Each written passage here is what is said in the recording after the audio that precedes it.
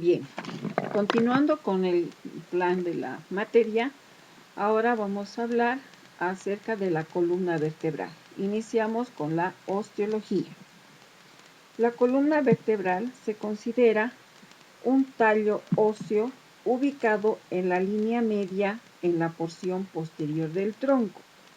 Como podemos observar, se divide en 4 regiones que de arriba hacia abajo van a ser la porción cervical, porción dorsal, la porción lumbar y la porción pélvica que contiene al sacro y al coxis.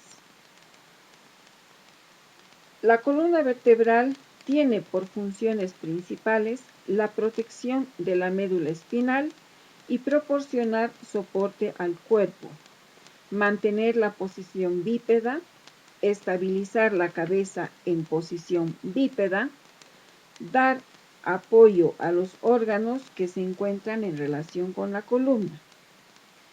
Está constituida por elementos óseos discoides regularmente superpuestos denominados vértebras. En el hombre encontramos de 33 a 34 vértebras distribuidas de la siguiente forma: 7 vértebras cervicales, 12 vértebras dorsales, 5 vértebras lumbares y entre 9 o 10 vértebras pélvicas. Mientras que las vértebras cervicales, dorsales y lumbares son independientes, las vértebras del sacro y del coxis forman 2 piezas diferentes. Las vértebras están constituidas por tejido esponjoso que forman el cuerpo vertebral y se disponen formando espacios especialmente en el centro. Las vértebras deben soportar fuerzas de presión que aumentan gradualmente de arriba hacia abajo y también fuerzas de tracción como en la flexión y extensión y la rotación que exigen una gran validez e integridad vertebral. Todo esto va disminuyendo con la edad debido a las transformaciones que sufre el tejido óseo. Las vértebras, vamos a tomar como ejemplo una vértebra tipo. Todas las vértebras van a constar de un cuerpo vertebral, como vemos en la imagen, el agujero por donde se aloja o se ubica la médula espinal. Tenemos el cuerpo vertebral, el agujero, la apófisis espinosa, 2 apófisis transversas, apófisis articulares, que son estas pequeñas, 2 láminas, esta es una y 2, los pedículos, que son 2 también. El cuerpo vertebral ocupa la parte anterior y tiene la forma de un cilindro. Presenta 2 caras, una superior y otra inferior. Estas caras son planas y horizontales. La circunferencia es cóncava en sentido vertical y presenta orificios para las venas. El agujero vertebral se ubica entre el cuerpo y la apófisis espinosa. Generalmente tiene una forma triangular. Luego tenemos a los pedículos, que son 2 porciones óseas delgadas y estrechas que unen el cuerpo vertebral en su parte posterior y lateral con la base de la apófisis transversa y son articulares de acuerdo a la vértebra superior o inferior. Los bordes superior e inferior de los pedículos presentan escotaduras que se van a superponer con sus homólogas en las vértebras vecinas, formando los agujeros de conjunción por donde salen los nervios raquídeos. Las vértebras en grupo las vamos a ir viendo de acuerdo a la región en las que se ubican. Tenemos a las vértebras cervicales, cuyo cuerpo vertebral es delgado, es alargado y presenta por delante y en la línea media una pequeña prominencia vertical. En las dos extremidades laterales de su cara superior existen dos pequeñas eminencias o ganchos que son las apófisis semilunares. En los dos extremos laterales de su cara inferior tenemos dos pequeñas escotaduras que cuando se arma en el esqueleto sirven para alojar los ganchos de la vértebra subyacente. Las apófisis transversas son cortas y su vértice es bituberculoso y presenta un canal en su cara anterior. Las vértebras dorsales, en cambio, van a presentar a cada lado y cerca de la extremidad anterior del pedículo dos semicarillas articulares para las cabezas de las costillas. Vamos a tener dos, una superior y otra inferior.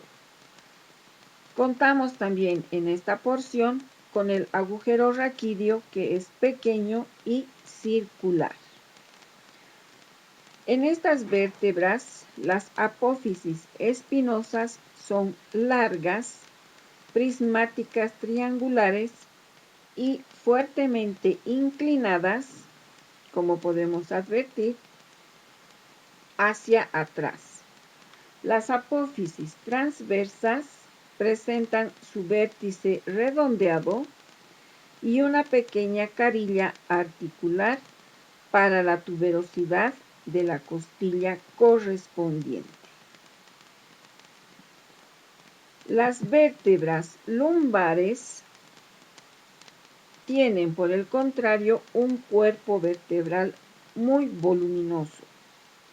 El agujero raquídeo es triangular, de los lados más o menos iguales. La apófisis espinosa es muy desarrollada, cuadrilátera y horizontal. La apófisis transversa se denomina también apófisis costiforme. Esto porque está poco desarrollada. Las apófisis articulares presentan en su parte posterior externa un tubérculo denominado el tubérculo mamilar.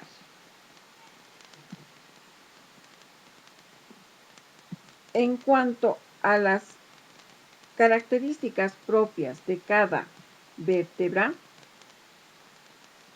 vamos a tener a las dos vértebras primeras de la columna cervical. La primera cervical, denominada atlas, está formada por dos masas laterales unidas por un arco, como vemos aquí, anterior y por otro arco posterior. Las masas laterales van a tener la forma de un cilindro colocado de forma vertical. Por lo tanto, la cara superior presenta la carilla articular o cavidad glenoidea, para su articulación con el cóndilo occipital. La cara inferior presenta la carilla para la segunda vértebra cervical. El arco anterior consta en su parte media de un tubérculo y por detrás de él una carilla para la articulación con la apófisis odontoides del axis. En la cara posterior vamos a encontrar en la parte media un tubérculo posterior que sirve para un canal de la arteria vertebral. La segunda vértebra o vértebra axis de la columna cervical se caracteriza por presentar en la parte superior de su cuerpo una apófisis o eminencia vertical denominada apófisis odontoides o diente del axis. Este representa en su cara anterior una carilla articular para el arco anterior del atlas y en la cara posterior una carilla para los ligamentos. Vamos a mencionar también a la séptima vértebra cervical denominada vértebra prominente. Esta vértebra se considera vértebra de transición, por lo que tiene el vértice de su apófisis espinosa un tubérculo y es más larga. Es por esto que se denomina vértebra prominente. Las apófisis transversas son también unituberculosas y pueden no presentar agujeros. Luego tenemos a la primera vértebra dorsal, que también es una vértebra de transición y presenta en el cuerpo una carilla completa para la primera costilla y abajo un cuarto de carilla para la segunda costilla. La vértebra onceava y doceava dorsal van a presentar solo una carilla en el cuerpo para la onceava y doceava costillas. Por lo tanto, no presentan carillas en las apófisis transversas. Luego tenemos a las vértebras sacras, que como he mencionado al inicio, estas se fusionan entre las primeras 5 vértebras pélvicas. Este macizo que se conforma se denomina sacro y es aplanado de adelante hacia atrás. Es más voluminoso por arriba que por debajo, más ancho en la mujer que en el varón y tiene la forma de una pirámide cuadrangular. Va a estar dirigido oblicuamente hacia abajo y atrás, formando con la quinta vértebra lumbar el agujero sacrovertebral o promontorio. Se va a distinguir en este macizo una base, un vértice, 2 caras y 2 bordes. Vamos a tener la cara anterior, como observamos en la imagen, una cara posterior. Bordes laterales, una base y un vértice. El siguiente complejo será las vértebras coxigias o el coxis, que es un hueso impar y ocupa la línea media y está formado por 4 o 5 vértebras rudimentarias, son muy arcaicas, Está aplanado en sentido antero-posterior. Presenta dos caras, dos bordes, una base y un vértice. La cara anterior es cóncava, la cara posterior es convexa. Los bordes son oblicuos y presentan inserción para los ligamentos. Su base presenta una carilla para el sacro y dos pequeñas columnas o astas del coxis. El vértice presenta un tubérculo óseo que puede estar desviado a la derecha o a la izquierda. Si observamos a la columna vertebral en conjunto, se puede mencionar que ésta tiene una longitud de 70 a 75 centímetros de largo, un ancho máximo entre 10 a 12 centímetros a nivel de la base del sacro. Tiene una dirección que presenta 4 curvaturas anteroposteriores y laterales. Las curvas anteroposteriores van a ser 4 y tenemos una lordosis cervical, una cifosis dorsal, una lordosis lumbar y una cifosis sacrocoxígea.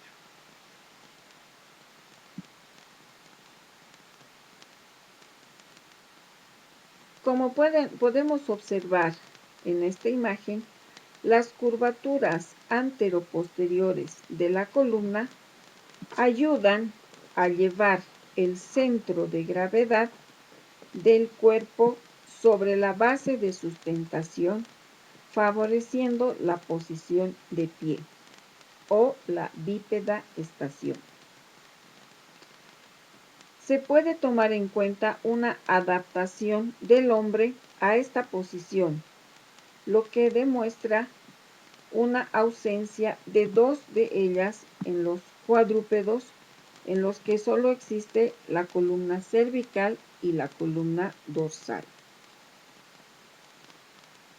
En cuanto a la configuración externa de la columna vertebral, podemos mencionar que la cara anterior corresponde a los cuerpos vertebrales, toda esta región anterior, donde solamente se advierten los cuerpos vertebrales.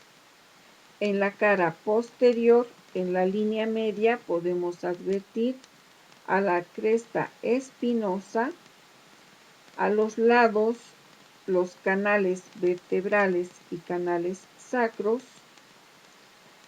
En la cara lateral vamos a advertir el vértice de las apófisis transversas y la cara lateral de los cuerpos vertebrales, los pedículos y los agujeros de conjunción. El conducto vertebral aloja a la médula espinal y a sus envolturas. Ahora, cada grupo vertebral tiene ciertas características en cuanto al cuerpo. Agujero vertebral, a las apófisis transversas, a las apófisis articulares, a las apófisis espinosas, en los pedículos y en las láminas.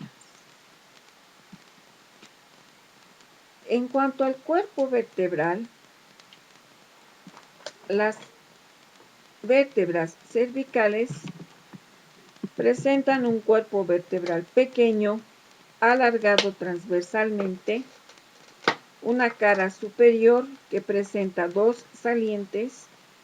La cara inferior presenta las escotaduras que van a articular con las apófisis semilunares. Las vértebras, los cuerpos vertebrales dorsales son más cilíndricas, más voluminosas, y los cuerpos vertebrales lumbares son voluminosos y contienen o poseen un diámetro transversal mayor que el antero-posterior. En cuanto al agujero vertebral, en la columna cervical es triangular de base anterior.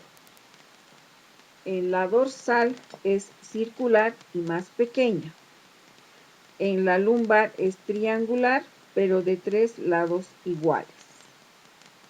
En cuanto a las apófisis transversas, en las cervicales van a ser cortas y bifurcadas, poseen el agujero vertebral por donde pasa la arteria.